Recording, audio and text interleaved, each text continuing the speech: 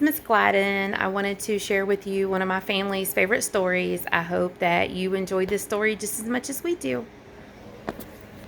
The True Story of the Three Little Pigs by A. Wolfe, as told to John Ciska, illustrated by Lane Smith.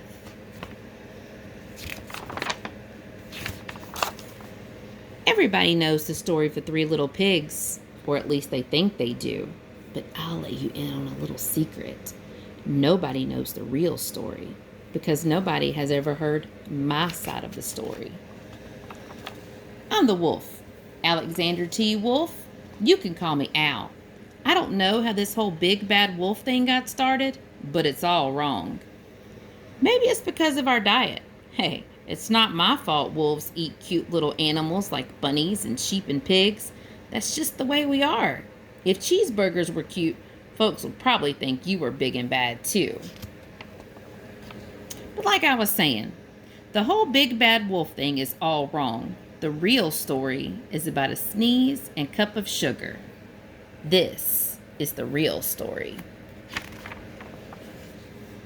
Way back in Once Upon a Time, I was making a birthday cake for my dear old granny. I had a terrible sneeze and cold, and I ran out of sugar. So I walked down the street to ask my neighbor for a cup of sugar. Now this neighbor was a pig, and he wasn't too bright either. He had built his whole house out of straw. Can you believe it? I mean, who in his right mind would build a house of straw? So of course the minute I knocked on the door, it fell right in. I didn't want to just walk into someone else's house, so I called, Little pig, are you in?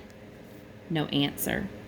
I was just about to go home without the cup of sugar for my dear old granny's birthday cake. That's when my nose started to itch. I felt a sneeze coming on. Well, I huffed and I snuffed and I sneezed a great sneeze. And you know what? That whole darn straw house fell down, and right in the middle of the pile of straw was the first little pig, dead as a doornail. He had been home the whole time. It seemed like a shame to leave a perfectly good ham dinner lying there in the straw, so I ate it up. Think of it as a big cheeseburger, just lying there.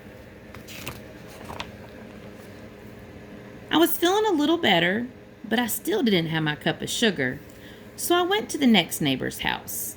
This neighbor was the first little pig's brother. He was a little smarter, but not much. He had built his house of sticks. I rang the bell on the stick house. Nobody answered. I called, Mr. Pig, are you in? He yelled back, Go away, wolf. You can't come in. I'm shaving the hairs on my chinny chin chin. I had just grabbed the doorknob when I felt another sneeze coming on. I huffed and I snuffed and I tried to cover my mouth, but I sneezed a great sneeze. And you're not going to believe it, but this guy's house fell down just like his brother's. When the dust cleared, there was the second little pig, dead as a doornail. Wolf's honor. Now, you know food will spoil if you just leave it out in the open. So I did the only thing there was to do. I had dinner again. Think of it as a second helping. I was getting awfully full, but my cold was feeling a little better. And I still didn't have that cup of sugar for my dear old granny's birthday cake. So I went to the next house. This guy was the first and second little pig's brother. He must have been the brains of the family. He had built his house of bricks. I knocked on the brick house. No answer. I called, Mr. Pig, are you in? And do you know what that rude little porker answered? Get out of here, wolf. Don't bother me again. Talk about impolite. He probably had a whole sack full of sugar and wouldn't give me even one little cup for my dear sweet old granny's birthday cake. What a pig! I was just about to go home and maybe make a nice birthday card instead of a cake when I felt my cold coming on. I huffed, and I snuffed, and I sneezed once again. Then the third little pig yelled, "And your old granny can sit on a pin." Now, I'm usually a pretty calm fellow, but when somebody talks about my granny like that, I go a little crazy. When the cops drove up, of course, I was trying to break down the pig's door, and the whole time I was huffing and puffing and sneezing and making a real scene. The rest, as they say, is history. The news reporters found out about the 2 pigs I had for dinner. They figured a sick guy going to borrow a cup of sugar didn't sound very exciting.